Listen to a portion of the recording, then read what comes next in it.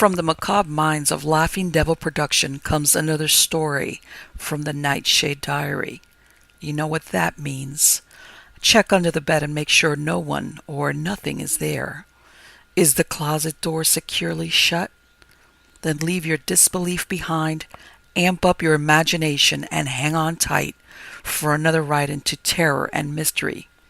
And like all good horror stories, just imagine it's a dark and stormy night. And remember, screaming like a little girl is permitted.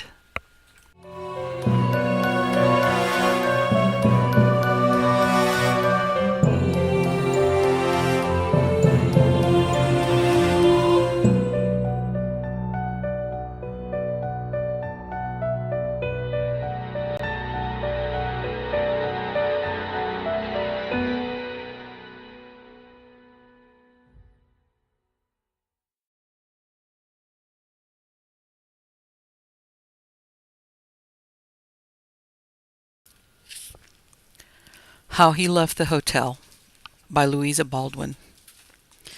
Louisa Baldwin was a prolific writer of fiction and children's tales at the turn of the century, and she lived long enough to see her only son Stanley become Prime Minister. This story is taken from The Shadow on the Blind, issued in 1895, which was a collection of ghost stories dedicated to her by her nephew Rudyard Kipling. I used to work the passenger lift in the Empire Hotel, that big block of building in lines of red and white brick like streaky bacon that stands at the corner of Bath Street. I'd served my time in the Army and got my discharge with good conduct stripes, and how I got the job was in this way. The hotel was a big company affair, with a managing committee of retired officers and such like, gentlemen with a bit of money in the concern and nothing to do but fidget about it, and my late colonel was one of them. He was as good-tempered a man as ever stepped when his will wasn't crossed, and when I asked him for a job, "Mole," says he, "you're the very man to work the lift at our big hotel. Soldiers were civil and businesslike, and the public like 'em, only second best to sailors. We've had to give our last man the sack, and you can take his place." I liked my work well enough and my pay, and kept my place a year, and I should have been there still if it hadn't been for a circumstance. But more about that just now. Ours was a hydraulic lift. None of them rickety things swung up like a pole parrot's cage in a well staircase that I shouldn't care to trust my neck to. It ran as smooth as oil. A child might have worked it, and safe as standing on the ground. Instead of being stuck full of advertisements like the omnibus with mirrors in it, and the ladies would look at themselves and pat their hair and set their mouths when I was taking them downstairs just of an evening.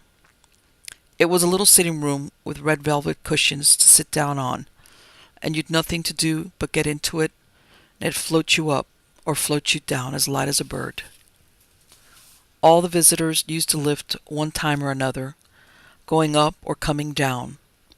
Some of them was French, and they called the lift the ascenseur, and good enough for them in their language, no doubt. But why the Americans that can speak English when they choose and are always finding out ways of doing things quicker than other folks should waste time and breath calling a lift an elevator, I can't make out. I was in charge of the lift from noon till midnight. By that time the theater and dining out folks had come in, and anyone returning later walked upstairs, for my day's work was done. One of the porters worked the lift till I came on duty in the morning, but before 12 there was nothing particular going on, and not much till after 2 o'clock. Then it was pretty hot work with visitors going up and down constant, and the electric bell ringing you from one floor to another like a house on fire. Then came quiet spell while dinner was on, and I'd sit down comfortable in the lift and read my paper, only I mightn't smoke.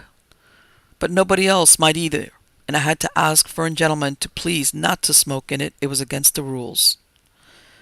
I hadn't so often to tell English gentlemen. They're not like foreigners. That seems as if their cigars were glued to their lips. I always noticed faces as folks got into the lift, for I've sharp sight and a good memory, and none of the visitors needed to tell me twice where to take them. I knew them, and I knew their floor as well as they did themselves. It was in November that Colonel Saxby came to the Empire Hotel. I noticed him particularly because you could see at once that he was a soldier. He was a tall, thin man, about 50, with a hawk nose, keen eyes, and a gray mustache, and walked stiff from a gunshot wound in the knee. But what I noticed most was the scar of a saber cut across the right side of the face. As he got in the lift to go to his room on the 4th floor, I thought what a difference there is among officers. Colonel Saxby put me in mind of a telegraph post for height and thinness, and my old colonel was like a barrel in uniform, but a brave soldier and a gentleman all the same. Colonel Saxby's room was number 210, just opposite the glass door leading to the lift, and every time I stepped on the 4th floor, number 210 stared me in the face. The colonel used to go up in the lift every day regular, though he never came down in it, but I'm coming to that presently. Sometimes when we were alone in the lift, he'd speak to me.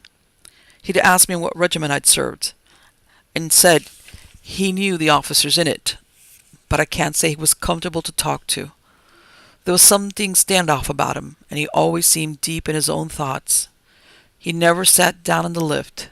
Whether it was empty or full, he stood bolt upright under the lamp, where the light fell on his pale face and scarred cheek.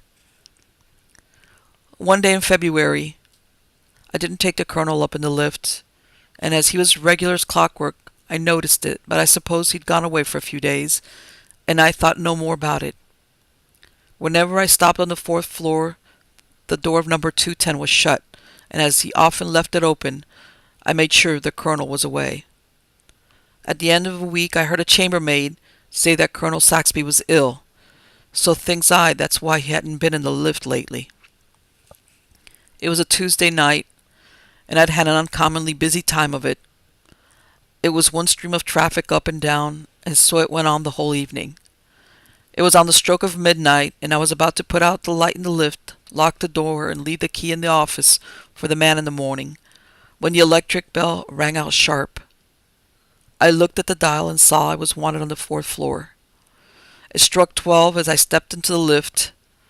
As I passed the 2nd and 3rd floors, I wondered who it was that had rung so late, and thought it must be a stranger that didn't know the rule for the house.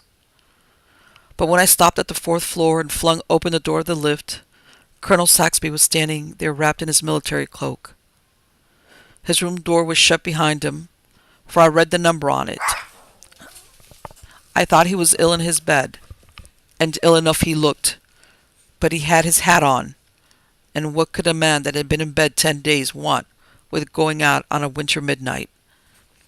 I don't think he saw me, but when I'd set the lift in motion, I looked at him standing under the lamp, with the shadow of his hat hiding his eyes, and the light full on the lower part of the face that was deadly pale, the scar on his cheek showing still paler. "Glad to see you're better, sir," but he said nothing, and I didn't like to look at him again. He stood like a statue with his cloak about him, and I was downright glad when I opened the door for him to step out in the hall. I saluted as he got out, and he went past me towards the door. "The colonel wants to go out," I said to the porter who stood staring. He opened the front door, and Colonel Saxby walked out into the snow. "That's a queer go," said the porter.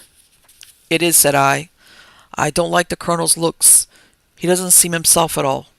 He's ill enough to be in his bed, and there he is, gone out on a night like this."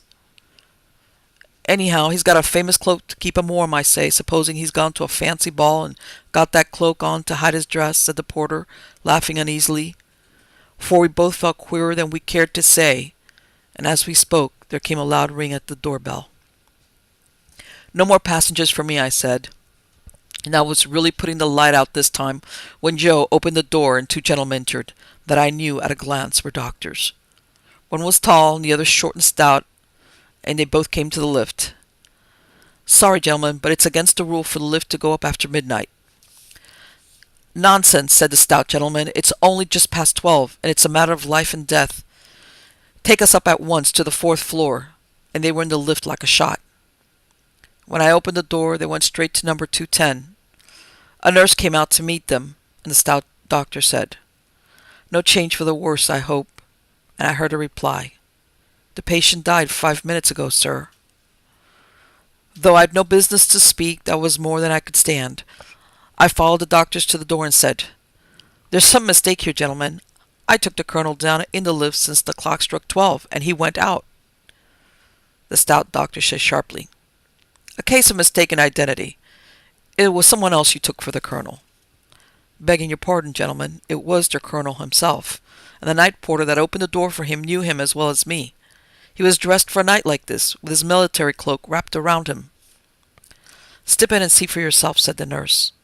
I followed the doctors into the room, and there lay Colonel Saxby, looking just as I'd seen him a few minutes before. There he lay, dead as his forefathers, and the great cloak spread over the bed to keep him warm, that would feel heat and cold no more. I never slept that night. I sat up with Joe, expecting every minute to hear the colonel ring the front doorbell. Next day, every time that bell for the lift rang sharp and sudden, the sweat broke out on me, and I shook again. I felt as bad as I did the first time I was in action.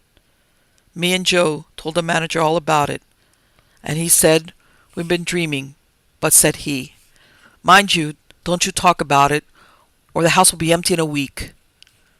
The colonel's coffin was smuggled into the house the next night. Me and the manager and the undertaker's men took it up in the lift, and it lay right across it, and not an inch to spare. They carried it into number 210, and while I waited for them to come out again, a queer feeling came over me. Then the door opened softly, and 6 men carried out the long coffin straight across the passage, and set it down with its foot towards the door of the lift. The manager looked round for me. "I can't do it, sir," I said. "I can't take the colonel down again. I took him down at midnight yesterday, and that was enough for me."